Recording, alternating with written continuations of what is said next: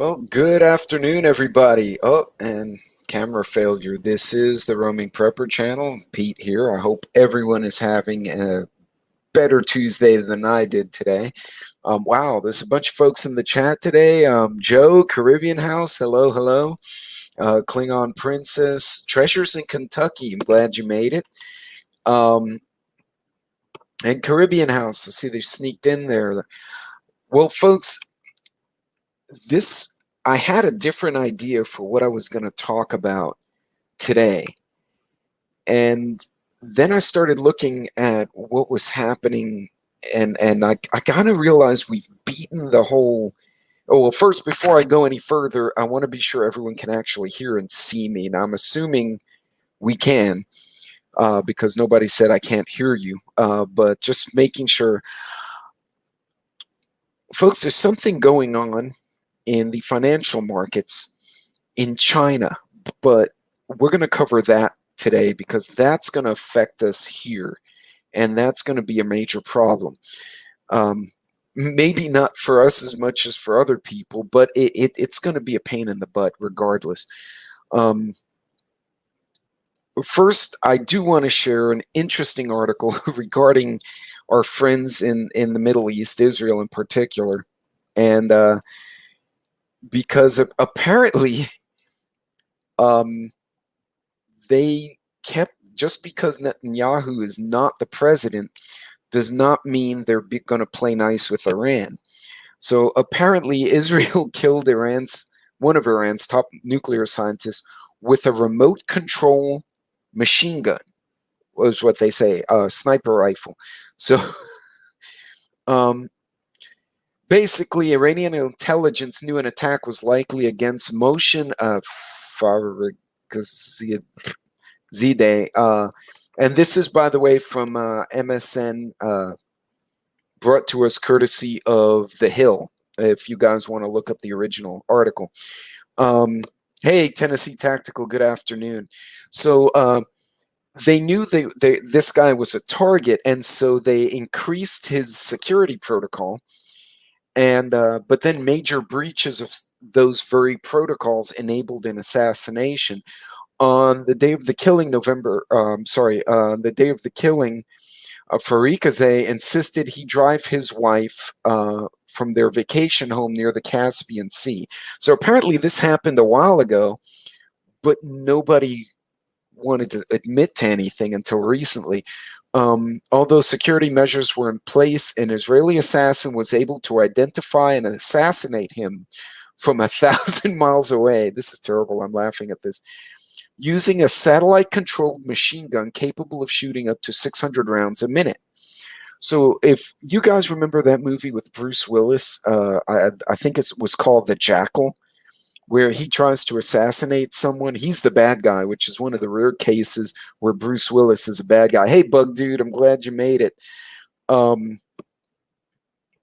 Tennessee Tactical with the big what's up for Joe. Hey, Virginia Roots. So apparently they placed this machinery, much like in the movie, at some designated place. And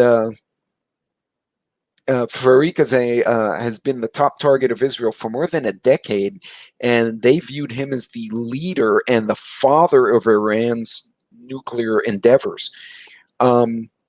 So basically, Israeli agents rushed to carry out the assassination late last year after then President-elect Joe Biden promised to return to the 2015 Iran nuclear agreement. Israel worried the Biden administration would oppose the assassination, as it would hamper negotiations with Iran. So basically, they machine gunned the crap out of the guy before he did whatever he was going to do, and it's just now coming to light. So interesting. So instead of using a drone strike, which Israel is more than capable of doing, they use some kind of robotic mount. Klingon Princess, absolutely. And I believe it was the movie The Jackal with Bruce Willis. I can't remember. I think it was Michael I can't remember the other actor's name. No, Richard Gere played the good guy. And basically, they had a remote control turret in a vehicle to conduct assassinations. So it basically, yeah, a remote gun platform. And from 1,000 miles away, so it wasn't even like in proximity. This dude was way the hell somewhere else. They left the machinery there and then machine gun the crap out of the guy's vehicle. So I guess that's an effective way to get rid of a national enemy. I guess is to machine gun the crap out of them remotely. So I don't know if you guys noticed, but I just thought I'd start with that because that was just really bizarre news.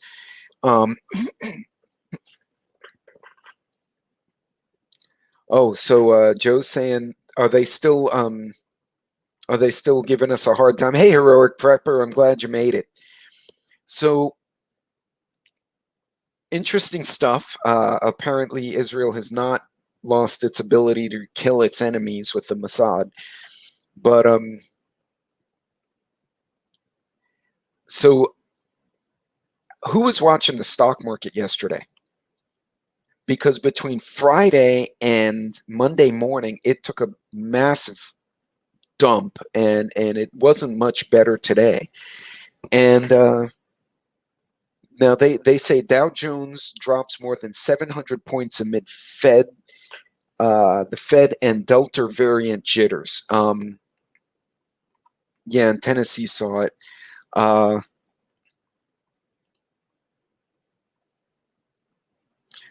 Okay, hey Lucky Dame. Lucky Dame, I guess, snuck in here somewhere. I saw someone greeting Lucky, but I didn't. Oh, there she is. Howdy, Lucky. So, folks, the Dow dropped 700 points very abruptly at the opening Monday. It wasn't looking much better today. It kind of stabilized, and I lurk. Uh, a few stocks actually made their way back up. The Dow Jones Industrial Average was down 746 points as of 1 p.m. Eastern Time, while the broader S&P and tech-heavy Nasdaq sank more than 2%. A lot of it has to do with the concerns about the Rona D variant making a sandwich in the building. Lucky Sandwich is in the building.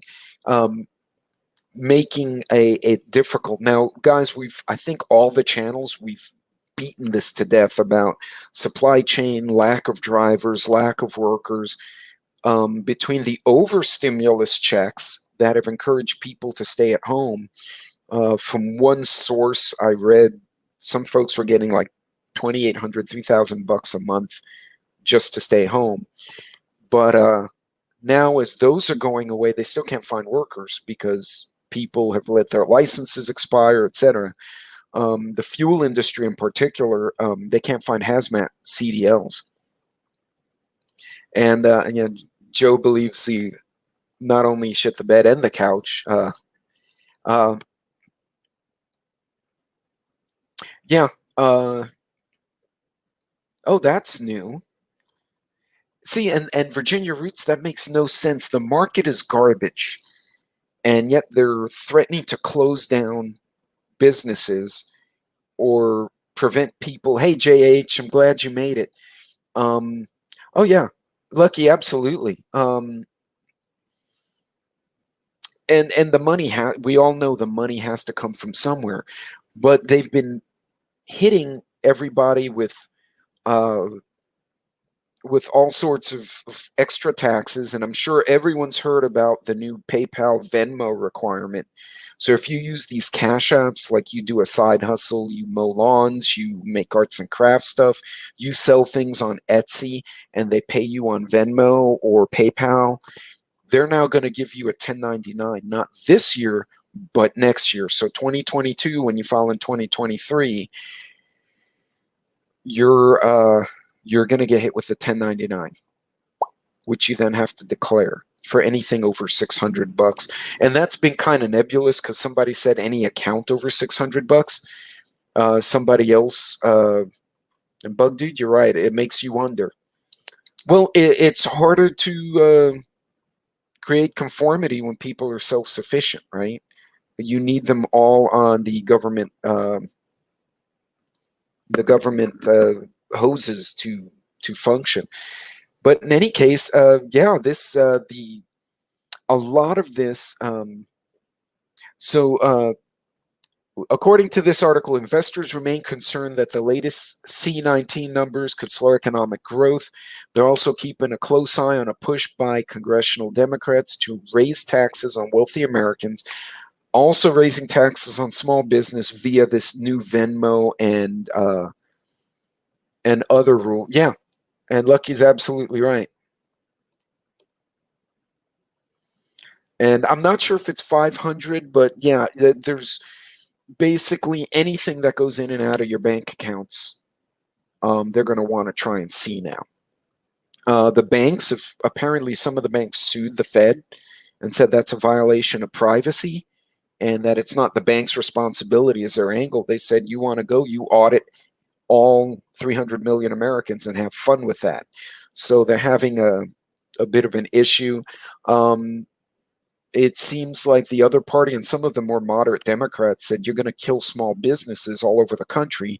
So they're sitting on their hands. So they're trying to push it as a edict as opposed to a law, because once it hits Congress, it's going to be a cat fight. So they're trying to do it through the IRS as a command from the president. But still, we have that happening, and here we have the market kind of taking a nosedive. It doesn't make sense why they would want to do this, but lo and behold, that's the yeah. It doesn't surprise me, Lucky. It's, if not maybe 1,000. You know, it's very easy for anybody doing any kind of side work. I mean, during the Rona, people legitimately got laid off, and they were making cakes, cookies, baking bread, and selling them to their neighbors. And now, now if they use Venmo, which was convenient because the banks were closed, you couldn't get damn cash anywhere. So you'd Venmo your friend money and she'd bring you a pizza or whatever. Now you can't do that because you got to 1099 your friend for making bread. Joe. So Joe has great opinions about. You are a ray of sunshine, man. You got to keep it realistic. But yeah, it's one of those things that it's just going to hurt small businesses. Anybody who's trying to manage their situation is going to get hurt. It makes no sense why they'd want to do that. Another article here I'll share with you guys brings up, give me a second here. There we go. U.S. markets, and this was from a little late yesterday. Hey, Loretta, I'm glad you made it.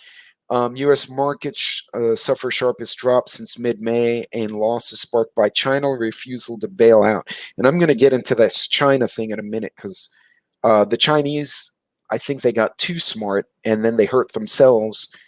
And they're probably going to drag well, they're going to hurt themselves is the way it looks. So Wall Street suffered its sharpest drop since May. Again, they reiterate at that point it was 600 points. It later became almost 800. Tech-focused NASDAQ also fell 2%. Investors are worried. Now, here they don't mention the Kuti. Here they mention Evergrande's group. So investors are worried that China's Evergrande group problems may have a ripple effect through the financial market. The Evergrande Group is the most debt-laden property developer in the world, with liabilities in excess of $300 billion. Earlier in September, it warned it could not keep up with its obligations. The government in Beijing has not stepped in to bail them out. So to further problems overseas, the Federal Reserve begins a 2-day meeting on Tuesday that could see whether or not the money stimulus will come to an end. amid a spike in inflation and a slightly improving job market. So they've printed out all this money, and we all talked about this months ago. You throw a bunch of money into a market. The value of the money is a function of the GDP, and if the GDP isn't going anywhere, jobs aren't going anywhere, consumer spending is not going anywhere, the velocity of your money sucks, and you're just throwing dollars out there. At some point, you're going to create an inflationary effect, and that's what we're all seeing all over the pricing in the stores, meats. I mean, you name it. I think all the channels have pretty much beaten this one up.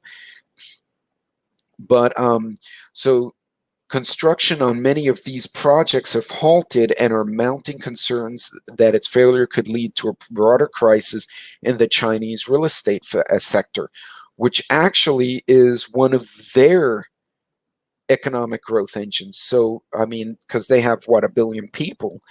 So they've been artificially, Loretta said one big hi to everyone. I'll throw it up there so everyone can see it. Okay, JH. Well, that's interesting. Somebody went into somebody else's kitty food. These folks, basically the way they were propping up their market, similar to Argentina with its mandatory $70 barrel per oil within the country, China was subsidizing its own Joe. So Joe thinks we should file rape charges. There you go. They basically subsidize their own real estate projects. So they have cities that my colleagues have gone there and said there's literally a small city built outside of Shangsheng, China. I think I said it wrong. And it could accommodate 500,000 people. It's got maybe 100,000. There's literally, you'll go to a 30-story high-rise and there'll be 15 apartments in the whole building actually occupied. So China's been artificially inflating its economy by just building shit it doesn't need, but not necessarily filling it with people to do stuff. And now they've finally got to a point where they may default on their own borrowing. And for the record, yeah, I know Joe's on a bit of a tear today. Nice. I love looking at the chat because I'll get into the article and I'll look and I'll just see the most outrageous shit in there, and I'll be like, "What the hell did I miss? How did it go downhill so fast?" But I gotta say, it makes it fun, right, guys? But China has overheated their own market. And you guys know where this is going, right? They make a bunch of stuff for us. But the Western banks, the US and the EU, have a bunch of investment into their real estate market. So who's going to get hit with the $300 billion a $300 billion write-off? Who's it going to hit, right? It could hit us, but it's really going to hit them. And then their market's going to tank. And this is something that concerns the hell out of me is what are they, who's going to pay for that, right? So I found this really neat article. This one's from Market Insider, and let me bring that up here for a second for you guys to see. Chinese officials are expected to stem the spillover of from liquidity issues at Evergrande. Strategists also say Beijing needs to act quickly because it's hurting market sentiment. Basically, if they default on this, the Western and international investors will bail. They will run, and China's going to wind up in a bunch of trouble. So Klingon Princess is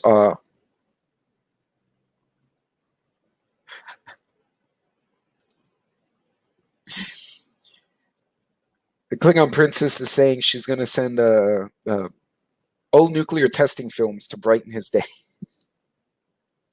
So guys, right now, liquidity in China is going to be an issue. Now, that's going to have a ripple effect on us, right? As it is one of their ports is backlogged. Los Angeles is backlogged. This is just going to continue going. There was one investment analyst, I could not find the article, that said this BS may continue until 2025, 2027, maybe even 2040. So this is not going to change in a year or two. And so we need to constantly be on alert, watch those prices, get things when they're on sale or when you can get them at a reduced rate. Otherwise, it's just going to continue. So according to this, a liquidity crisis at a large Chinese property developer is shaking global markets, and it could send ripples across the economy. They also say the issue will likely be contained by the Chinese government before it wreaks damage in their banking system, but it's not expected to create a larger issue in the globe. But the banks somewhere other than China have their hand in this. The investors do. So someone's going to lose their ass. And investors have worried that Beijing is likely to possibly let the company fail, wounding the stockholders and domestic bondholders. Everyone was expecting the government would have some kind of resolution, given that Evergrande is a systemically important company. So 300 billion is not chump change. It's obviously less than we've seen in some places. But yeah, it's something that's going to hurt us. And it's going to screw up their market, right? Because their money is going to go through the opposite. We're inflating. Theirs is going to crash. And that's going to create this very weird trade anomaly between the two countries. So important to keep an eye on this. Now, I found this neat, and let me see if I can share the screen properly. And okay, we should have some audio here. Let me know if you can hear the audio this time, guys. That it's a wait-and-see approach when it comes to certainly China investing. As you mentioned there, we're in a big holiday season in the mainland, particularly, expecting quite a bit of volatility potentially coming out the back of that. But what is your general outlook on China markets as we head towards the end of this year? Well, talking about the liquidity matters definitely will affect the property market or the other related, as you mentioned, on the insurance market or banking sectors. But as a whole, the Chinese government still need to put in some cushion to smooth out the volatility. So basically, we see that a lot of provincial government or or even other governmental bodies are actually raising debt. The purpose of those capital fundraising activities is to increase the spending in infrastructure. So investors should shift their focus, from internet related and property related to something more solid, like infrastructure play or even building materials or even raw material. That would be something I am looking at right now. At the same time, I think the renewable energy sectors is something the government want to put emphasis on. So basically, that would be something investors should focus on as well. Very last question here, Ronald. How do you expect this evolving or devolving, whichever way you want to look at it, Evergrande situation? How do you see it playing out with the currency, the yuan? That put a very negative pressure on renminbi, at this point of time. But when we look at the Evergrande matters, the size of the fiasco or whatever we call it, it's really sizable, as a company. But when talking about the size, comparing it with the size of Chinese economy, it's not really significant. So I think it will have, a downward pressure or even negative pressure on renminbi. But as I mentioned earlier on, during these 2 weeks, Chinese government will put in a lot of stabilizing measures, to stabilize the capital market, including the currency. So these 2 weeks will be stable, but towards the end of this year, basically, I think there would be some sort of downward pressure because the U.S. may raise interest rates, not now, maybe next year, but Chinese is on the verge of, reducing the interest rates. Actually, it's a dilemma as to what to do. But so these measures will actually trouble the currency matters. So I think it will put some sort of negative pressure on the exchange rate as well. So I thought that would be interesting to share, kind of hear it, because I'm an engineer. I'm not a financial analyst. I mean, I understand number patterns and whatnot, but kind of hearing it from these folks who are involved in it. And I find it interesting that Hong Kong took a big hit, because right now China's having a bit of a fit trying to keep control of Hong Kong, which has been its own kind of independent thing. So now having a Chinese yuan that's way lower than the US dollar gives the Americans more buying power. But will you want to buy there if they tank? Now, a little historical lesson, and guys, those of you who are who remember these times, by all means chime in. But during the Cold War, toward the very end, Reagan and the Pope and a few other people basically leveraged the price of oil, right? Because oil was based on the dollar, hence the name petrodollar. And they basically forced the Russians to, in order to trade oil and get into the market, they had to maneuver their ruble into the market.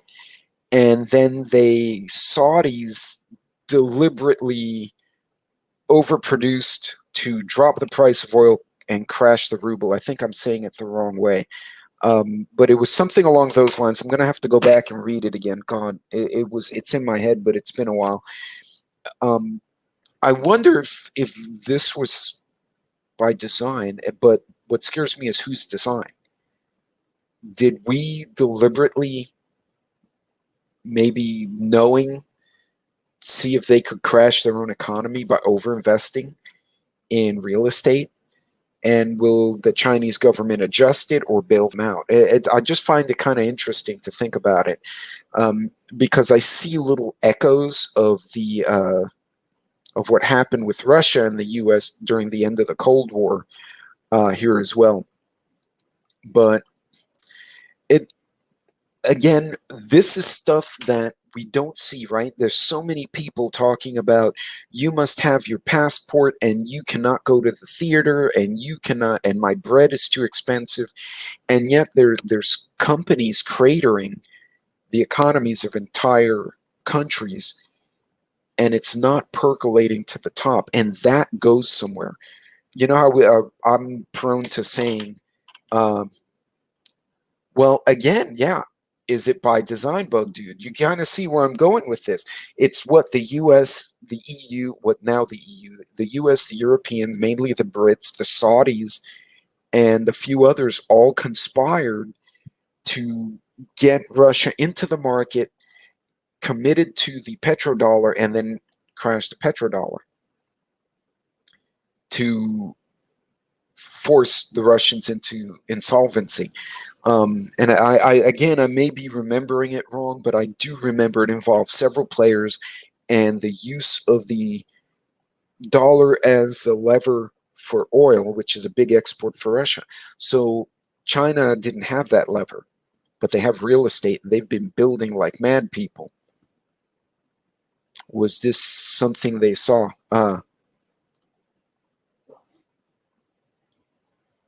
Okay. And so, yeah. So Tennessee, you remember what I'm saying. I may not be explaining it right because it's been a while. But so how are they going to handle this? Now, here's the flip side of this, and I covered it on that last live. If China gets desperate, where can they get resources? And my fear is they're going to look right across the water and say, Taiwan has a 20% market share of microprocessors. Why don't we go there? Or they're going to go over the Himalayas and go screw with India. Now, they could do something absolutely stupid and decide, well, Siberia has all sorts of neat stuff.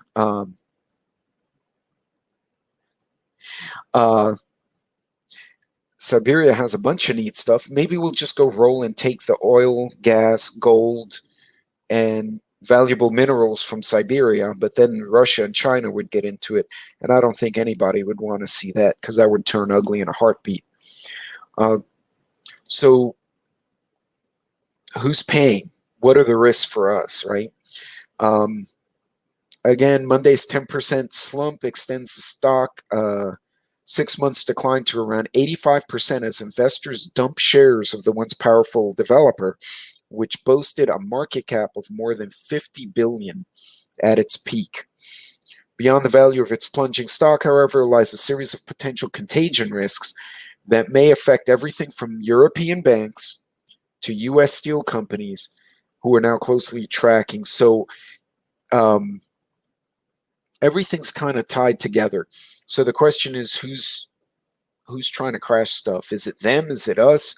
Did someone just epically screw up? Up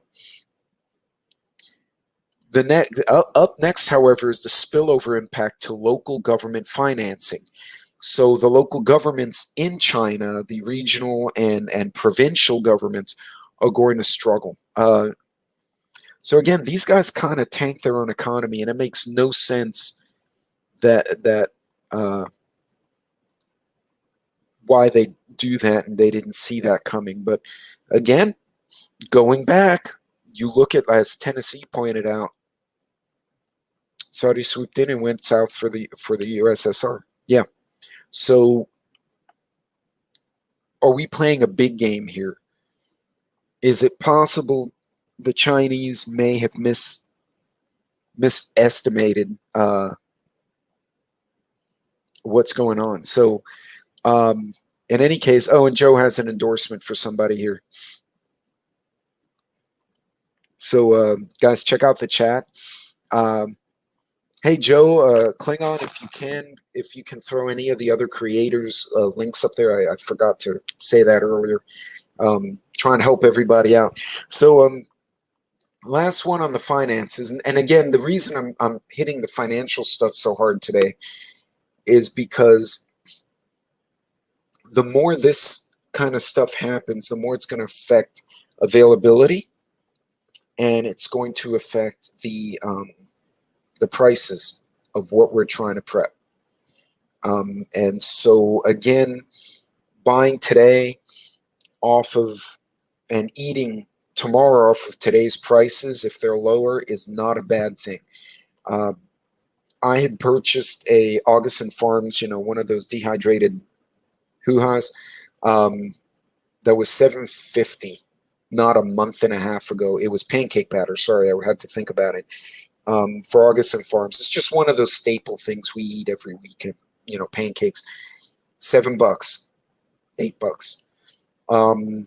I went to look at it again. $30. 6 weeks, guys. It went up. It was 20. One was 27. One was 30. So it went up anywhere from 4 to 5 times its value. Then add to that, there were some that had $50 shipping, $100 shipping. So now you're paying $110, $120 for a product that not a month ago was $7, $8. So we're going to keep seeing this, and this will be. And then this is what scares me, is we've got this going on in the markets. They're hitting us in the 1099s, is Lucky and everyone else were pointing out. And then we have this.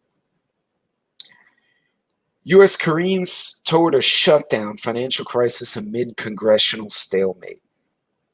Yeah, and that's, I guess, Virginia Roots, that's in a nutshell where I'm going. Guys, while you have the cash, God's willing you do, or you have the availability, start prepping, start shortening those supply chains. If you can get something regionally, locally, as opposed to waiting for a big box store, do it. If you see something on sale, somebody was commenting that they can't find canning lids, not the rings, but the lids for canning jars. And UPS is here. Right on time, too. So, in any case, U.S. Koreans toward shutdown amid financial crisis. So they have a few things going on. High stake feud stems from a fight to raise the U.S. government's borrowing limit, because that's what we want to do, is raise our borrowing limit. That makes it so much better. This one, they're harping on climate change. Notice, not global warming, climate change. The Rona. And now they're also commenting on inflation and the market. At the same time, they're increasing everyone's taxes. So it almost seems like they're shooting themselves in the foot while trying to run a relay race. It just doesn't make sense. Now there's also infighting in the Democratic Party, because the moderate Democrats who endorse small business and union jobs are watching their constituents suffer. And so they're telling the left wing, no, this is stupid. And so if you look and search, you're going to see a lot of this fighting. House Democrats ultimately removed a section of the recent bill, but their proposal still has no chance in the Senate, where the Republicans largely have pledged to vote against combining the debt ceiling with government spending into one bill.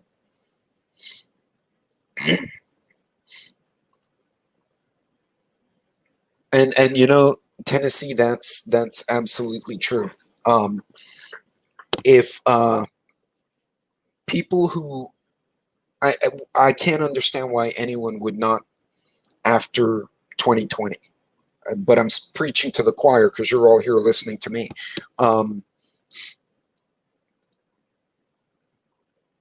Right. Too many are waiting for those emergencies. So the first deadline arrives September 30th, at which point Congress must strike a deal to fund the government, or critical federal reserves, federal services will cease on October 1st. So yes, it's shutdown time again, guys.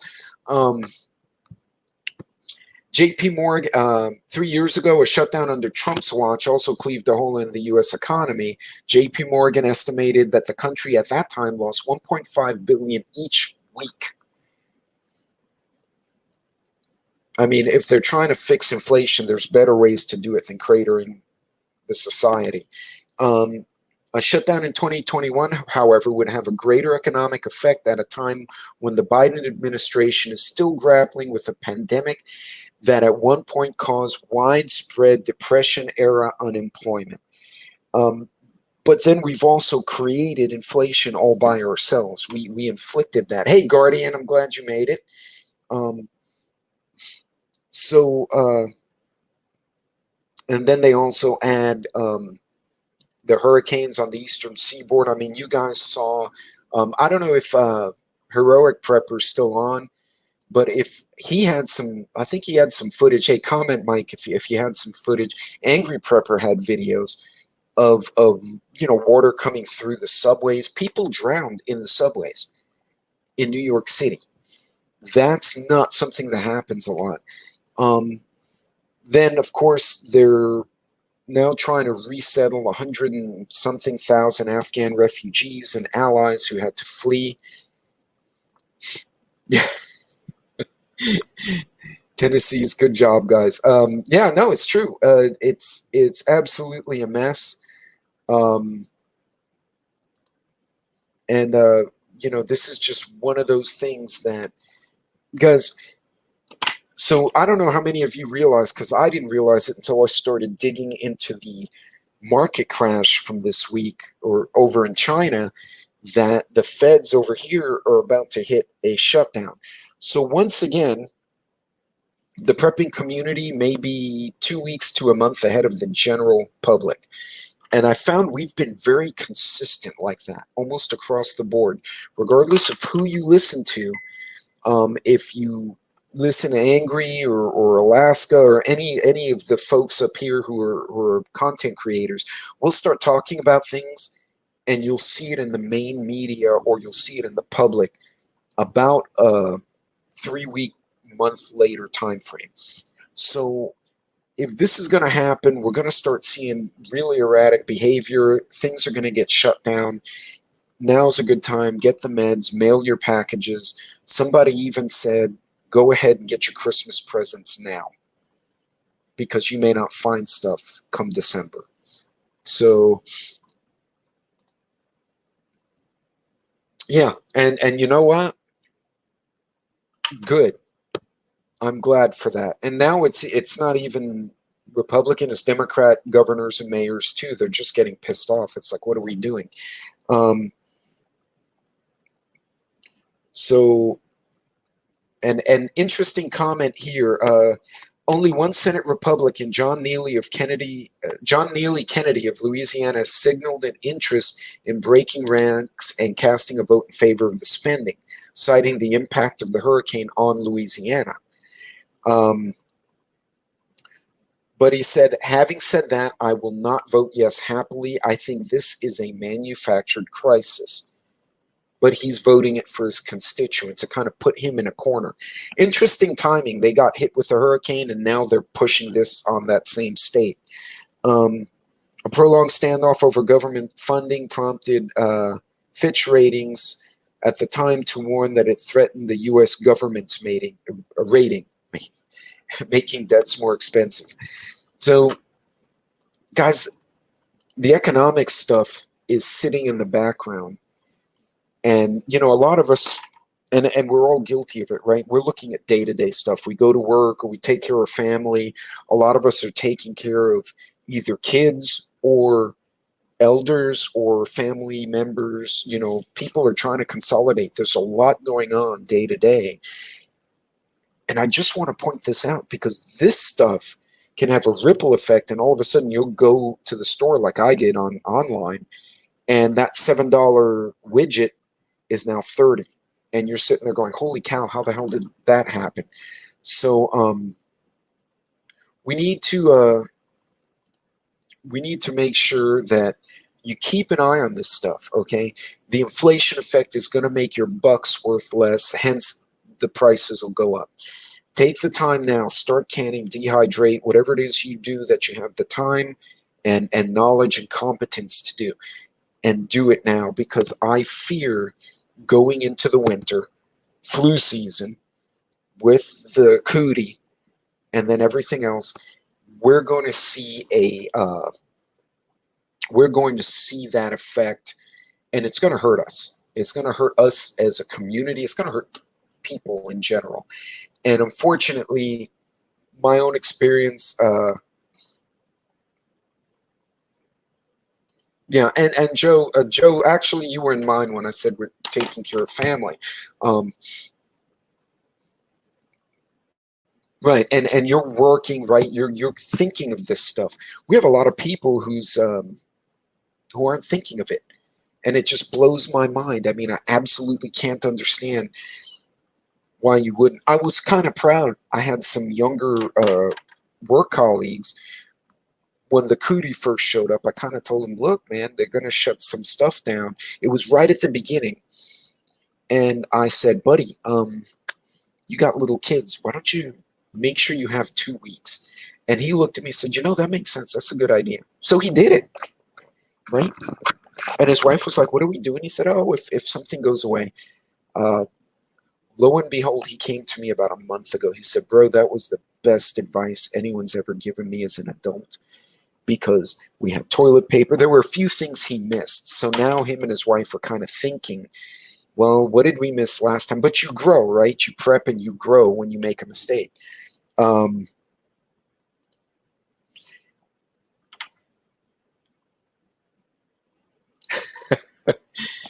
see, Joe again touches on a good point. And yeah, and actually, Virginia, I think it's the coasts. It's not west per se, because if you're in Florida and you go west to Texas, you'll probably fit right in. Or Texas goes to Arizona for the most part.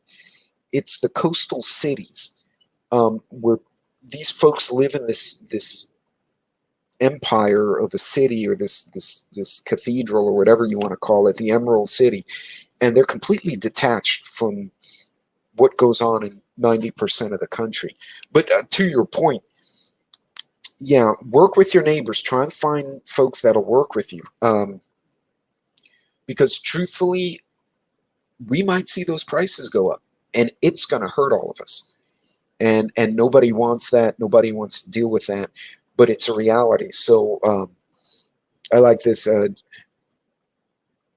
Yeah. And it's kind of hit and miss when you think about it, because you go to Oklahoma City or Tulsa, I fit right in there. I could walk down the street, nobody would blink an eye.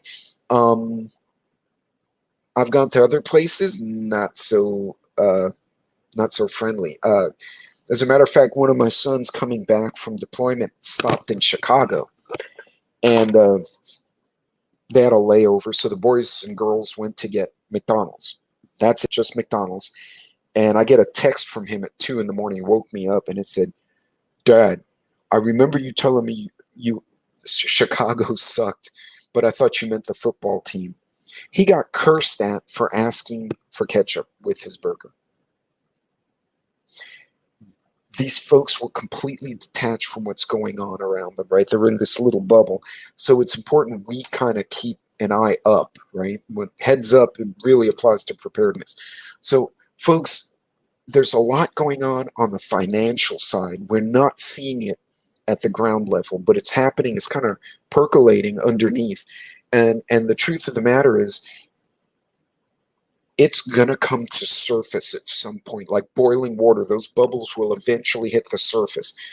You want to be as ready as you can before, something happens and you get burned. Try to teach your friends, whoever's around, hey, look, you need to get some food. I'm assuming at this point, most of you who have been doing this for any reasonable amount of time have probably gotten tired of telling people who don't want to listen.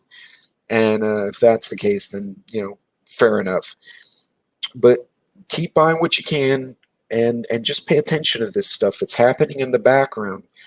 But if the market tanks with people unemployed, and they're cutting off stimulus, and they're now taxing small businesses harder, even if you try to get a side hustle because you get unemployed, you're going to get hit with that stuff. So in any case, guys, I'm going to call it here, but I just wanted to let you guys know about all the stuff that's going on in the background, because this is really important stuff. And I have a feeling, especially seeing that, we have a shutdown deadline in end of September, we have a shutdown deadline in the end of October into November. We're going to get hurt somewhere. Someone's going to screw up or be a jerk, and it's going to affect our ability. So I highly recommend, if you're going to get those Christmas gifts, they're cheaper now anyway, to be honest. Go get them now. And actually buy electronics in February, March, because they get really super cheap. But now it's too late. But guys, pay attention to this stuff, because it's going to bite us if we're not careful. So listen, everybody, for those of you traveling, Godspeed, you guys. Please be safe out there. And for everyone else, God bless. Have a safe week. Be careful out there. Pay attention to this financial stuff. And you guys may want to have some cash, silver, some kind of physical money. Hey, radio, what's going on? Comrade's in. Guys, check out Comrade, too. He has some great stuff out there. But, folks, be careful. Be safe. And I will see you guys later this week. I'm not sure about my Saturday sit rep, because I may be on the road. So I'm not sure how that's going to pan out. But guys, be safe. And I will talk to you all later on. Take care.